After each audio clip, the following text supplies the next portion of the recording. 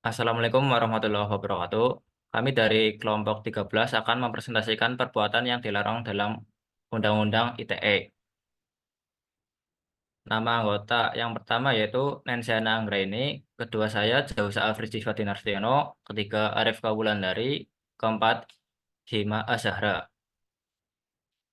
Baik, saya akan eh, apa itu Undang-Undang ITE? Undang-Undang ITE Informasi dan Transaksi Elektronik atau disingkat Undang UU ITE adalah peraturan hukum yang mengatur aspek informasi dan transaksi yang dilakukan secara elektronik. UU ITE pertama kali diundangkan melalui UU nomor 11 tahun 2008 dan kemudian mengalami revisi dan dengan Undang-Undang nomor 19 tahun 2016. Menurut buku pengantar Teknologi Informasi, Undang-Undang ITE dibentuk karena adanya pengaruh globalisasi dan perkembangan teknologi tele- telekomunikasi yang pesat. Perubahan ini mengaruh cara kita memandang dan mengelola telekomunikasi. Undang-Undang ITE mengatur perlindungan berbagai kegiatan yang menggunakan internet, baik itu untuk mendapatkan informasi maupun melakukan transaksi. Apa saja yang perbuatan yang dilarang Undang-Undang ITE? Menyerba. Yang pertama, menyebarkan video asusila, kedua, judi online, ketiga, pencemaran nama baik, keempat, pengancaman dan pemerasan, kelima, kelima ujaran kebencian, keenam, teror online, ketujuh, meretas akun orang lain, kedelapan, menyebarkan berita bohong. Baik, selanjutnya akan dibacakan oleh Nensiana Anggraini. Baik, di sini saya akan menjelaskan yang pertama itu ada menyebarkan video asusila, di mana di dalam Undang-Undang ITE, peraturan tentang larangan menyebarkan video asusila telah diatur di dalam pasal 45 ayat 1 Undang-Undang nomor 19 tahun 2016. Hal ini yang serupa juga sudah diatur di dalam pasal 4 ayat 1 Undang-Undang nomor 44 tahun 2008 tentang pornografi dan Kitab Undang-Undang Hukum Pidana. Bunyi dari pasal tersebut adalah sebagai berikut. Setiap orang yang sedang sengaja dan tanpa hak mendistribusikan atau mentransmisikan atau membuat dapat diakses informasi elektronik atau dokumen elektronik yang memiliki muatan yang melanggar kesusilaan sebagai mana dimaksud dalam pasal 27 ayat 1 UU ITE dipidana dengan pidana penjara paling lama itu 6 tahun atau denda paling banyak itu ada 100 juta, 1 miliar. Next.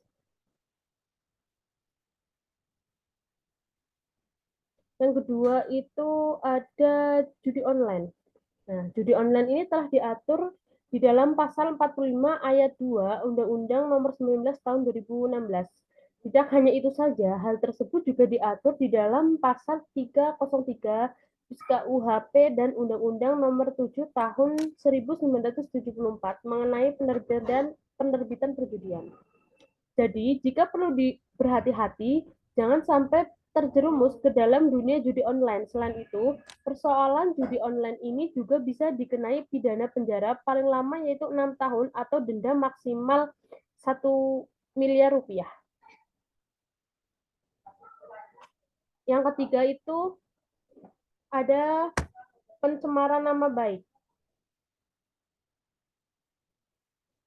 Pencemaran nama baik, peraturan mengenai pencemaran nama baik ini telah diatur dalam pasal 45 ayat 3 Undang-Undang nomor 19 tahun 2016 yang berbunyi sebagai berikut. Setiap orang yang dengan sengaja dan tanpa hak mendistribusikan dan atau mentransmisikan membuat dapat diakses informasi elektronik dan atau dokumen elektronik yang memiliki muatan penghinaan dan atau pencemaran nama baik sebagaimana dimaksud dalam pasal 27 ayat 3 dipidana dengan pidana penjara paling lama 4 tahun dan atau denda paling banyak yaitu 750 juta rupiah. Mungkin itu saja yang dapat saya kembalikan kepada moderator. Baik, selanjutnya akan dibacakan oleh Hima Azahra.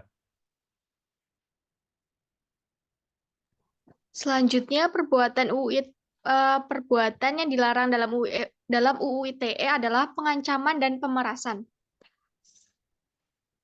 Apakah Anda pernah mendapatkan ancaman ataupun pemerasan yang dilakukan oleh orang lain melalui media sosial, atau pernah disebarkan informasi pribadinya oleh orang lain yang mungkin tidak kita kenal sebelumnya, atau dimintai tebusan terhadap data-data pribadi?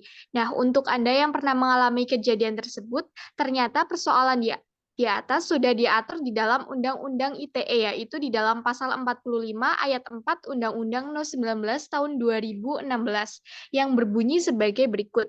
Setiap orang yang dengan sengaja dan tanpa hak mendistribusikan dan atau mentransmisikan dan atau membuat dapat diaksesnya informasi elektronik dan atau dokumen elektronik yang memiliki muatan pemerasan dan atau pengancaman sebagaimana dimaksud dalam pasal 27 ayat 4 dipidana dengan pidana penjara paling lama 6 tahun dan atau denda paling banyak 1 miliar rupiah. Selanjutnya ada ujaran kebencian. Untuk menghindari perpecahan akibat keberagaman, pemerintah membuat peraturan mengenai larangan menyebarkan ujaran kebencian berbasis SARA melalui pasal 45A ayat 2 Undang-Undang No. 19 tahun 2016. Bunyi dari pasal tersebut adalah, dan bagi siapapun yang melakukan dan menyebarkan kebencian berbasis SARA yang ditujukan untuk menimbulkan rasa kebencian atau permusuhan individu dan atau kelompok masyarakat tertentu dipidana dengan pidana penjara paling lama 6 tahun dan atau denda paling banyak 1 miliar rupiah. Selanjutnya yaitu teror online. Aksi teror adalah hal yang paling menakutkan yang bisa saja dialami seseorang melalui media sosial. Pastinya persoalan tersebut akan membuat para korban merasa tidak aman dan tidak nyaman. Terlebih jika kasusnya tidak jelas, seperti random call, mengirimkan gambar tidak senonoh, dan lain sebagainya. Untuk siapa saja yang mengalami teror secara online, perlu diketahui bahwa perbuatan tersebut juga sudah diatur di dalam Undang-Undang ITE, khususnya di dalam pasal 45B Undang-Undang No. 19 tahun 2016. Tidak main-main, para pelaku yang melakukan aksi teror bisa dikenai ancaman pidana yaitu penjara paling lama 4 tahun dan denda paling banyak 750.000. Selanjutnya saya serahkan kembali kepada moderator. Baik, di sini akan menjelaskan Mbak Arifka Wulandari. Yang ketujuh yaitu meretas akun. Jangan pernah main-main dengan media sosial orang lain, sebab jika Anda meretas akun media sosial orang lain, Anda dapat dikenakan pasal 32 ayat 1 dan juga pasal 48 ayat 1 Undang-Undang ITE. Bunyi dari pasal tersebut adalah sebagai berikut. Bagi setiap orang yang sengaja dan tanpa hak atau melawan hukum dengan cara mengubah, menambah, mengurangi, melakukan transmisi, merusak, menghilangkan, memindahkan, menyembunyikan suatu informasi elektronik dan atau dokumen elektronik milik orang lain atau milik publik dipidana dengan pidana penjara paling lama 8 tahun atau denda paling banyak 2 miliar rupiah. Next. Yang terakhir, menyebarkan berita bohong. Kita harus berhati-hati dalam menerima informasi dan menyebarkannya. Sebab siapa saja yang dengan sengaja menyebarkan berita bohong atau hoaks akan dikenakan pasal 45A ayat 1 UU ITE. Bunyi dari pasal tersebut adalah sebagai berikut. Setiap orang yang sengaja dan tanpa hak menyebarkan berita bohong dan menyesatkan yang mengakibatkan kerugian konsumen dalam transaksi elektronik sebagaimana dimaksud dalam pasal 28 ayat 1 dipidana dengan pidana penjara paling lama 6 tahun atau denda paling banyak 1 miliar rupiah. Next. Dampak positif UU ITE yaitu yang pertama memberi kepastian hukum bagi masyarakat yang melakukan transaksi elektronik.